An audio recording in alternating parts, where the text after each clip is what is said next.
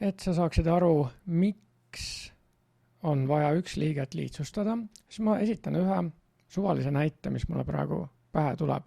Ma visandan siia ühe asja, mis peaks olema ruut. Tegelikult ta ju ei ole ruut, tal on kõverad jooned ja puha, aga see on ruuduvisand. Ja ma ei tea seetõttu, kui pikk ruudu külg on. Seda sa ju tead, et ruudul on kõik küljed ühe pikkused. Ja kui ma ei tea, siis ma võin seda tähistada muutujaga, näiteks X. Aga see külg on siis ka X. Ja kui mul on vaja ruudu pindala, siis ma tean, et seda ühte külge ma korrutan nii palju seda rida läheb siia, kui pikk on see teine külg, seega X korda X. Ehk siis selle ruudu pindala on X korda X. Lihtne valem ongi meil ees. Ja kui nüüd keegi ütleb, et meil on nüüd selline ruut, mille külg on 2 sentimeetrit, siis kuidas me arvutame selle ruudu pindala, kui X võrdub 2. Nii, siis me korrutamegi 2 korda 2. Ja siia me tegime mitu asendust nüüd. Ühe asenduse ja veel ühe asenduse. Kokku tuli 2 asendust. Ja tehteid on meil siin üks tehe. Üks korrutamise tehe. Selle sama avaldise me saame kirjutada ka veidi lihtsamaks. Seesama valem on ju avaldatav sellisel kujul nagu X ruudus. Sellepärast, et X korda X on X ruudus. Ja kui me nüüd teeme siia sama asenduse, X võrdub 2, siis me peame seda tegema ainult ühte kohta. Meil ei ole vaja teha seda enam mitmesse kohta, nagu enne 2 kohta, vaid ühte kohta. Üks asendus. Ja olemegi saanud kasu sellest, et see avaldis on lihtsustatud. Tehete arv jääb samaks antud juhul. Aga me võime seda arendada edasi. Praegu meil oli väga lihtne näide, ruut. Aga mis siis, kui meil on tegemist kuubiga? Püüan siia teha nüüd ühe kuubi moodi asjanduse. Sellise ruumilise keha. Hakkab välja nägema nagu kuup või ei hakka. Enam-vähem on nagu kuup. Ja kui me tahame kuubi ruumala arvutada, ruumala üldiselt tähistatakse V-ga, siis kui üks kuubi serv on X ühikut pikk, siis ruumala on X korda X korda X. Me näeme, et siin on 3 kohas X. Sama asi on 3 kohas. Seega, kui see X on jällegi 2, siis me peaksime tegema 1, 2, 3 kohta asenduse. Kirjutangi siia juurde 3 asendust. Ja tehteid on meil 2 korrutamistehet, 2 tehet. See on esialgne ehk algavaldis. Ja kui ma nüüd selle lihtsustan, siis me teame, et X korda X on ju X astmes 3.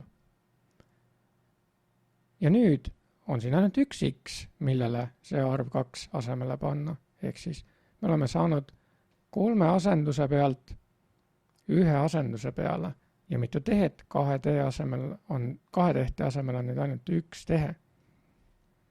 Ja see tähendabki, et meil on lihtsam üks liige kui enne oli. Need olid muidugi väga lihtsad üksliikmed, aga üks liige võib ju olla ka midagi sellist, nagu ma siia nüüd praegu kirjutan. Paneme siia mingi arvkordaja juurde, 2 korda A korda B ruut korda 4 ja jagame selle veel näiteks 3 korda 2 korda A kolmandas. Siit me näeme juba ära, et kui me peaksime siia asendusi tegema, siis A-sid esineb meil 2 kohas ja B-sid 1 kohas. seega me peaksime asendusi siia tegema 3 tükki. Kirjutan siia 3 asendust. Ja mitu tehet? 1, 2, 3, 4, 5, 6, 7, 8 tehet. Ja kui ma selle nüüd lihtsustan, ma panen siia võrdusmärgi vahele, sellepärast et lihtsustatud avaldise väärtus on sama, mis esialgse avaldise väärtus. Noh, ma saan siin maha taandada 2. Üles jääb siis 4, alla jääb 3. Ja mis me A-dega teeme, all on rohkem A-sid kui üleval, seega alla jääb 3 miinus 1, 2 A-d. Pane tähele, et ma kasutasin astendamise reeglit praegu, mille puhul astmete jagamisel astendajad lahutatakse. Üksliikmetele kehtivad kõik need astendamise reeglid, mis ka lihtsalt arvudele. Sest selles mõttes ei ole vahet, kas sa rakendad astendamise reegleid lihtsalt arvudele või arvudele, mis on korrutatud mingisuguste muutuvosadega või ainult muutuvosadele. Ja ülesse jääb B ruut. Ja nüüd me näeme, et asendusi tuleks teha ainult 2 kohta, sest meil on ainult ühes kohas B ja ainult ühes kohas A. Seega 2 asendust. Ja muidugi me saame selle kirjutada veel ehk natukene ilusamaks, aga siin ei ole nagu mõtet seda 4 kolmandikku 1 kolmandikuks ümber kirjutada. Kas või sellepärast, et B ruut jääks ju ikka lugejasse ja A ruut jääks nimetajasse, et lasta pigem jääda selliseks. Sellisel kujul on meil seda parem edasi kasutada, kui siis, kui see 4 kolmandikku oleks tehtud sega arvuks. Ja mitu tehet? 1, 2, 3, 4, 5 tehet ainult. Ma ütlen siis veel kord ära, et 1 tehe on üleval astendamine, 1 tehe on alla astendamine, 1 tehe on üleval korrutamine, 1 tehe on all korrutamine ja 1 tehe on see murrujoon ehk jagamine. Oleme saanud lihtsama avaldise, 3 asendusest 2 asendust ja 8 tehtest 5 tehet, seega 1 liige on lihtsustatud. Ja nüüd, millisel kujul me peaksime kirjutama ringi 1 liikme? Kui meil on näiteks selline, ma püüan siin genereerida täitsa peast, mingisugune 21 korda näiteks Z kolmandas astmes korda A jagatud 7-ga, siis me saame küll lihtsustada siin natukene seda. Me saame teha jagamistehte 21 7-ga, saame 3, aga siis hakkame vaatama tähestikulises järjekorras, mis meil siin on. Me võime küll teha alguses selles järjekorras, mis meil ette tulevad. Nii on võib-olla isegi lihtsam. Z kuup tuleb ette ja seejärel tuleb A, millega me ei saa midagi teha. Et lihtsustamise puhul me alati otsime ühesuguseid osi ja teeme nendega tehteid. Me saame omavahel teha tehteid arvudega ja me saame omavahel teha tehteid ühe tähega või ühe sõnaga märgitud muutujatega. Me ei saa omavahel Z ja A-d kombineerida. Näiteks me ei saa öelda, et Z kuup korda A võrdub mingisugune ZA kokku kolmandas, sest see ei ole seda lihtsalt. Need on täitsa erinevad asjad. Z on näiteks mingi ratastega kast ja A on ilma ratasteta kast. Z on näiteks sügavkülmik ja A on külmkapp ja me ei saa sinna samasuguseid asju panna. Need on erinevad asjad, seetõttu tuleb nendega eraldi tegeleda. Ja nüüd lõpuks tuleks see avaldis kirjutada sellisel kujul, et kõige ees on arv ja seejärel paneme tähestikulises järjekorras need muutujad. Ja seda sellepärast, et seda on lihtsam lugeda siis niimoodi. Seda nimetatakse ka normaalkujuks. Muidugi see on vaieldav, et mis see tähestik siis on, et millise keele tähestik. Kui meil juba on siin mingisugused võõrtähed, siis me võime kasutada ka selle vastava keele tähestikku. Üldiselt me ju ei kombineeri tähti, et on mingisugune selline avaldis nagu A korda näiteks Z korda, ma olen küll araabia keelt õppinud vähe, aga ma ei mäleta mitte ühtegi araabia keele tähte, kuidas neid kirjutatakse. Slaavi tähe ma siia panin, võib-olla paneme siia veel mingi ša ja siis korrutame veel C tähega. Me näeme, et juba siin on vähemalt 3 erinevat tähestikku korraga kasutuses ja sellisel juhul, millises järjekorras me peaksime need panema, sel juhul tasub kasutada sellist süsteemi nagu Unicode. Unicode on hästi suur tabel, see on tohutult suur tabel, kuhu sisse on mahutatud kõikide maailma keelte sümbolid. Ja seal on veel ruumi jäetud, et sa saad ise oma keele välja mõelda ja selle sümbolid sinna panna, kui need erinevad nendest, mis on juba kasutuses. Ja need on tähestikulises järjekorras seal tavaliselt. Eesti tähtede puhul ta ei ole niimoodi. Eesti tähtede puhul see siis tähendaks seda, et kuna ša tähte loetakse ka eesti keele tähestiku täheks, aga see on siiski võõrsõnades esinev ja mitte eesti omasõnades, kui sellised asjad nagu eesti omasõnad üldse olemas on, siis kõigepealt kasutatakse ladina tähestikku ehk siis inglise keele tähestiku tähed ära ja alles siis tulevad ülejäänud järele. Ja kui sa vaatad sinna Unicode tabeli sisse, sa võid internetist otsida, mis see tähendab, ma siin praegu ei hakka seda näitama, aga järjekorra tunnuse järgi sa saad vaadata, kumb on eespool, kumb on tagapool. Ja kui ma õigesti mäletan, siis ša täht on eespool võrreldes kirillitsa tähtedega.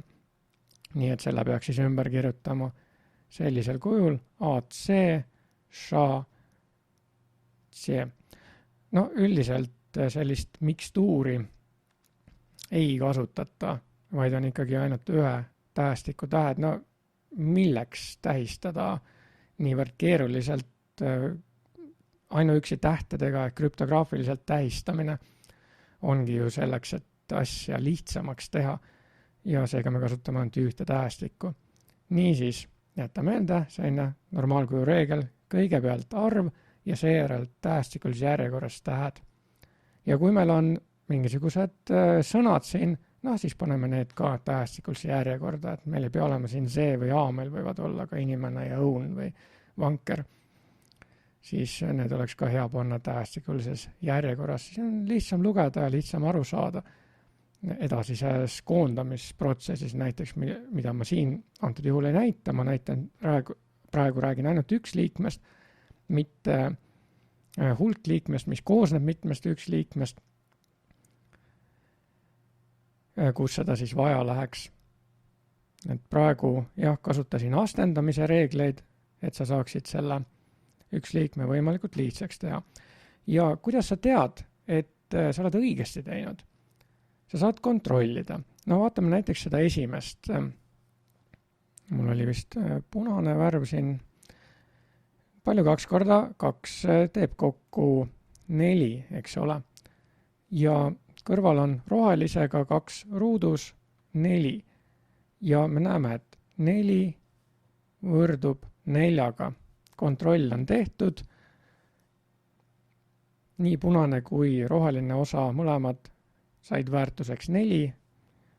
Ja me võime siit järeldada, et me oleme õigesti lihtsustanud. See ei pruugi nii olla. Vahel juhtub ka niimoodi, et me teeme kontrollides vea. Ja siis meil lihtsalt tulevad samasugused arvud. Nii et täit kindlust me siit ei saa, aga ikkagi parem kui mitte midagi. Vaatame seda alumist ka. Siin on mustalt mul kirjutatud. Kui ma paneksin, siin ei ole ühtegi arvu küll, aga me võime välja mõelda mingid arvud x-i asemele. Kindlasti ei tasuks siia välja mõelda 0 või 1, sellepärast et eriti kui tegemist on korrutamistehtega, siis me saaksime nagunii 0 ju.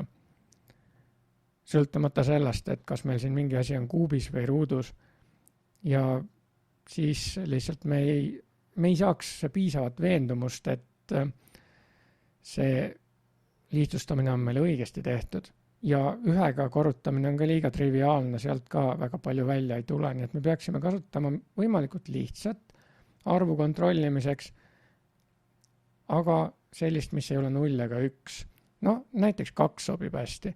2 korda 2 korda 2 on 8 ja kui me vaatame rohelist osa ehk lihtsustatud osa, siis 2 kuubis on ka 8. Ja jällegi nägime, et lihtsustamine on õigesti tehtud.